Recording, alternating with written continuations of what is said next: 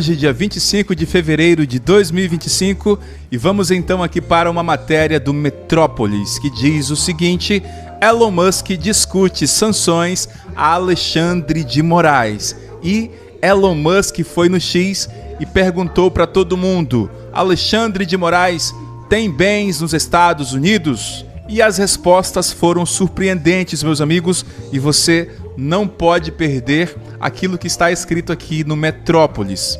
Mas vamos ler então um pouco dessa matéria e comentar logo em seguida. Segundo consta aqui no Metrópolis, o braço direito de Donald Trump, presidente dos Estados Unidos, Elon Musk, passou a analisar a aplicação de sanções a Alexandre de Moraes.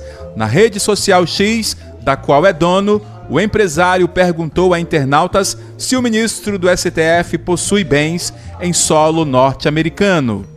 E aqui está o post de Elon Musk, mas o que surpreendeu Elon Musk foi a resposta de Paulo Figueiredo. Mas o que disse Paulo Figueiredo? Ele disse o seguinte: ele, Alexandre de Moraes, não precisa ter propriedade nos Estados Unidos, uma vez que ele seja incluído na lista SND do Escritório de Controle de Ativos Estrangeiros. Todas as instituições financeiras imediatamente fecham a conta bancária dele, inclusive no Brasil, para que não sejam alvo de sanções secundárias. O presidente Trump pode fazer isso a qualquer momento, a seu critério, através da lei Magnitsky. Então Elon Musk leu a mensagem de Paulo Figueiredo e respondeu dizendo o seguinte: interessante. Mas meus amigos, antes de avançarmos, o que é então a lei Magnitsky, para que você fique por dentro do que pode acontecer com Alexandre de Moraes a partir da aplicação dessa lei. E sobre isso, o professor Olavo de Carvalho disse o seguinte: a lei Magnitsky é a maior ou única esperança de um Brasil livre de comunolarápios. Eu vou repetir: a lei Magnitsky, essa lei que nós estamos falando, é a maior ou única esperança de um Brasil livre de comunolarápios. Mas, meus amigos, qual o alcance da lei Magnitsky? E eu vou falar um pouco sobre isso. Eu fiz uma pesquisa aqui no Gemini e ele me disse o seguinte a respeito dos indivíduos e entidades estrangeiras alcançadas como alvos de sanção. E o primeiro ponto é aqui: envolvidos em violações graves de direitos humanos. Dentre estes, tortura, tratamento cruel, desumano ou degradante e também detenção ou prisão arbitrária prolongada. Você conhece alguém no Brasil que foi detido ou preso arbitrariamente? Então a lei Magnitsky vai ser aplicada.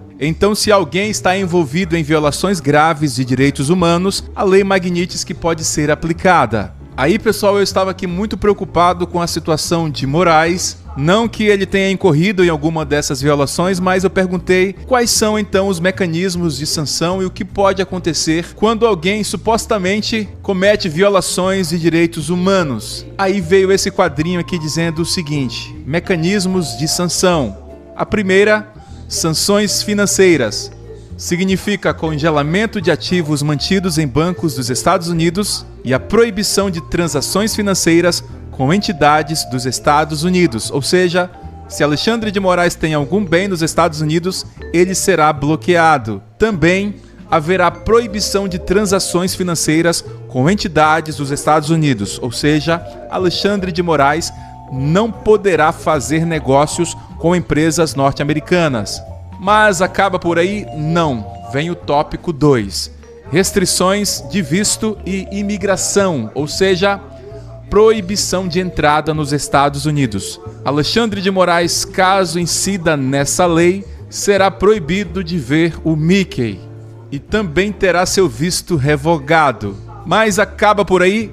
Não. Aí vem sanções reputacionais, que significa a divulgação pública dos nomes dos sancionados, ou seja, o nome de Alexandre de Moraes será divulgado praticamente no mundo todo. Mas por que é feito isso? E aqui está o impacto esperado: a dissuasão de futuras violações de direitos humanos e atos de corrupção, e também, meus amigos, a promoção da responsabilidade e do Estado de Direito em nível global. Para quem gosta de democracia, com certeza Alexandre de Moraes receberá isso aqui de bom grado.